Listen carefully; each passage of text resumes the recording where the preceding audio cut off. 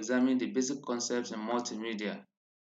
This is quite important because multimedia resources are strategic components of teaching learning process, whether you are talking about face-to-face classroom instruction or open and distance learning. And by the end of this lesson, I expect you to be able to explain the concept of multimedia, highlight concepts that are related to multimedia, describe the different components of multimedia, and lastly, discuss the importance of multimedia in teaching learning process. Now, before we go further, let me ask you a question. Have you ever imagined a teaching learning process without multimedia? While you are pondering on that, let us continue with our discussion. The diverse learning needs of the students in the classroom, especially in this digital age, necessitate the need to integrate media in teaching learning process. Because your students are coming from different backgrounds, they have different learning styles. Some prefer to learn by text, some prefer to learn by audio, and some just prefer to see the pictures. So they have different learning styles.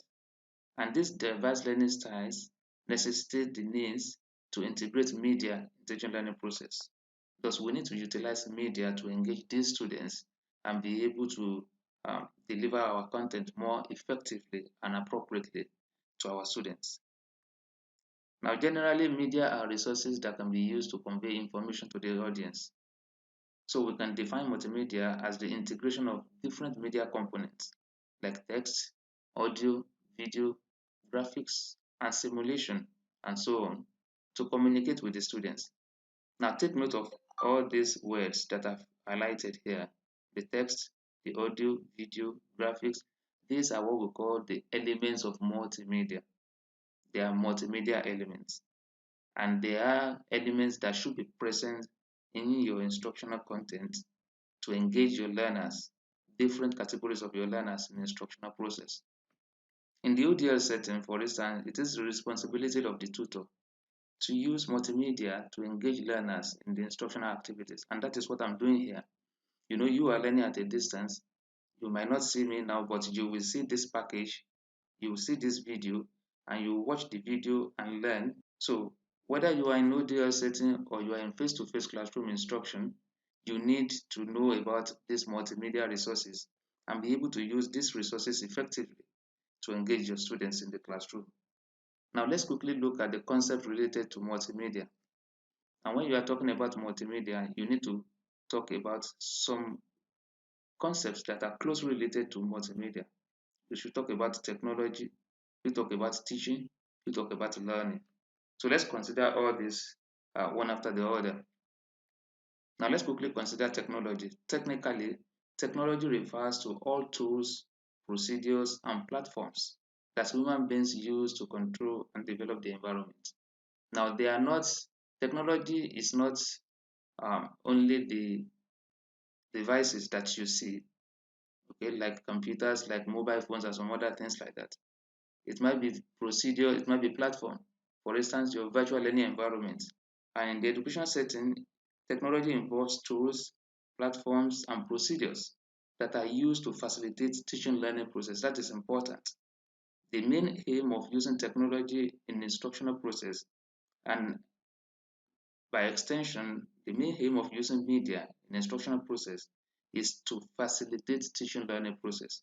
So any media you are using or any technology you are using in the classroom that does not facilitate instructional process is not appropriate for the teaching learning process. So you need to use media or technology that will facilitate teaching learning process. Now let's continue with the concept. Let's look at the teaching now, for instance. Teaching has to do with the use of teaching and learning resources to impart knowledge and skills to the students. And that is the essence. The essence of using multimedia, as I mentioned earlier, in classroom instruction is to facilitate teaching learning. This is the main function of a teacher in ODL, in open and distance learning. It involves the development of learning resources like instructional videos. This is an instructional video I'm making for you now to learn specific concepts in this course. It involves coming up with course material and also online facilitation. All these are technology that we can use in ODL, and they can also be used in face-to-face classroom instruction as well. Now let's look at the third concept related to multimedia, and that is learning. Now the process of acquiring knowledge and skills that could lead to a permanent change in behavior is what we call learning. Look at these words now, for instance. Your definition should include this permanent change in behavior. Anything you are doing in instructional activity, in instructional environment that does not promote permanent change in behavior cannot be regarded as learning. So when you are picking your multimedia or when you are using multimedia resources, these resources should be aimed at ensuring that there is a permanent change in behavior of learners as you use these resources for teaching learning process. Because learners have different learning styles. Some prefer to learn by audio, some prefer to learn by text, some just prefer to see the pictures and they will learn better. So it is important to understand these learning styles so as to develop appropriate content for your students in the classroom. So these three related concepts to multimedia are important and you need to understand them if you are coming up with your content. And this will help you as a teacher to do what is required in the production and utilization of multimedia. And in the next slide, I will give you a class activity. Try to attempt the class activity before we continue.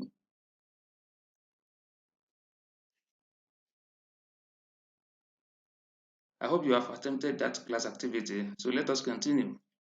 The multimedia element is the next concept we are going to examine now. I mentioned earlier that this text, audio, graphic, video information, and some other elements are what we call the multimedia elements. And all these should be present in the instructional content you are coming up with. So the audio, the graphic, the video, animation, text, simulation, and some other elements are what we call the elements of multimedia.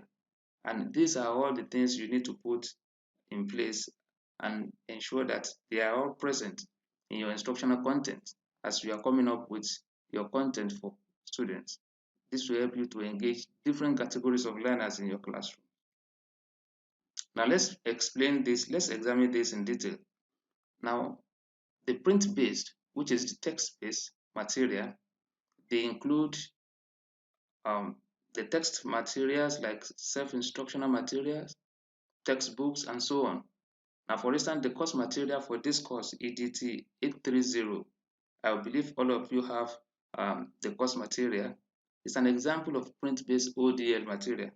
But we cannot rely solely on this text-based material, okay? Because many of you will agree with me that when you see materials that are only text-based, no pictures, no links, or no other media there, you are not interested to read all these materials, okay? The materials will look boring to you. But when you see material that are integrated with pictures, with videos, and some other things, it makes learning interesting. It stimulates you to want to learn more and motivates you to put attention to the details of the instructional content. Now let's lastly look at the importance of multimedia system. This is quite important. The first thing is that using a combination of multimedia elements will engage learners more than text-based material. As I just mentioned now, when you integrate different elements like videos, like pictures, like the audio component into the text, okay, it will engage students more than using only text-based material.